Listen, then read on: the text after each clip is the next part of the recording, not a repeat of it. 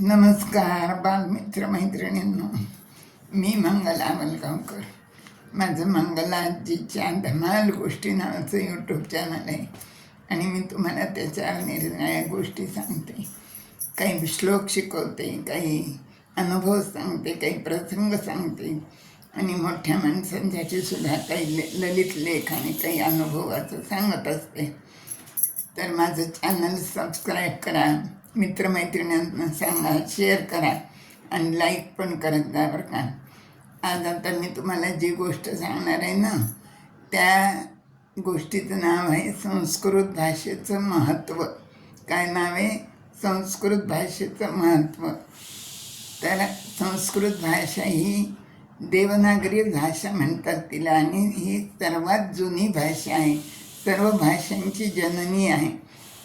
तर ही अशी संस्कृत भाषा इतकी संपन्न भाषा आहे की आपलं सगळं वाङ्मय, वेद, उपनिषद, स्मृती, पुराणं, महाभारत, रामायण, भागवत हे सगळं संस्कृत भाषेमध्ये, भगवद्गीता संस्कृत भाषेमध्येच आहे. आपलं सगळं संपूर्ण तत्त्वज्ञान भारतीय. तर ही एकेकाळी ही बोली भाषा होती लोकांची बरं का, म्हणजे लोक बोलत होते ती भाषा. नंतर मग इंग्रज आले आणि इंग्रजी भाषेचं आक्रमण झालं आणि अशी वेळ आली की संस्कृत भाषा मृत घोषित करायचं असं सरकारने ठरवलं.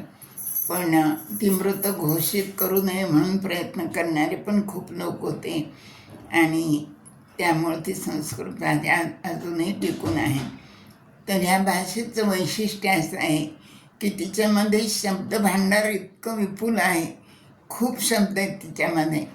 परत आणखीन विशेष म्हणजे आपण जसा शब्द बोलू तसाच तिचा ध्वनी उमटतो, जसा शब्द आपण उच्चारू तसाच तिचं लिहिता पण येतो. आणखीन खूप शब्द आहेत आणि परत त्या शब्दांमधून त्या व्यक्तीचं काय होतं, त्याच्या व्यक्तिमत्वानुसार तो शब्दांची निवड करू शकतो संस्कृत भाषेमध्ये. याच्यासाठी एक उदाहरण मी तुम्हाला सांगणार आहे रामायणातलं बरं का. राम जेव्हा लंकेवर स्वारी करायला निघाले त्यावेळेला त्यांनी महादेवाची स्तुती केली आणि ते रुद्राष्टकम नावाचं एक स्तोत्र रचलं. रामचरितमानसमध्ये ते रुद्राष्टकम नावाचं स्तोत्र आहे. तर ते रामाने रचलेलं आहे बरं का.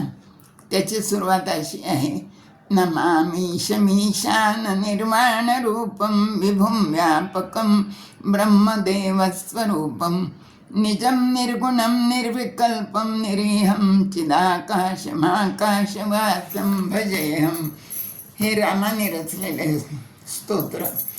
आता इकडं रावणाला विजय हवा होता रामावर. तोही महादेवाचा भक्त होता, त्यांनी पण एक स्तोत्र रचलं. तर त्यांनी जे स्तोत्र रचलं त्याचं नाव आहे शिवतांडव स्तोत्र.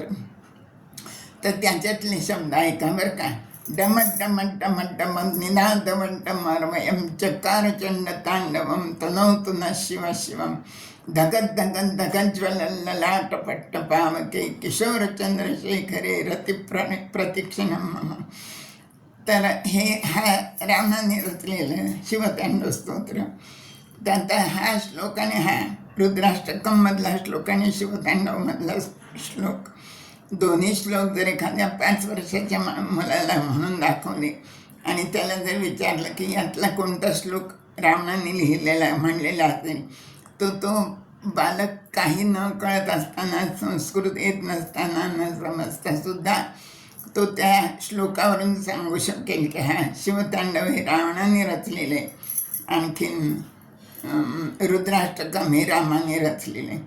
तर हे संस्कृत भाषेचं हे वैशिष्ट्य आहे खूप अगदी. कारण आपल्या व्यक्तिमत्वानुसार संस्कृत भाषेमध्ये काही रचना करायची असेल तर त्याप्रमाणे तो रचनाकार शब्द निवडू शकतो.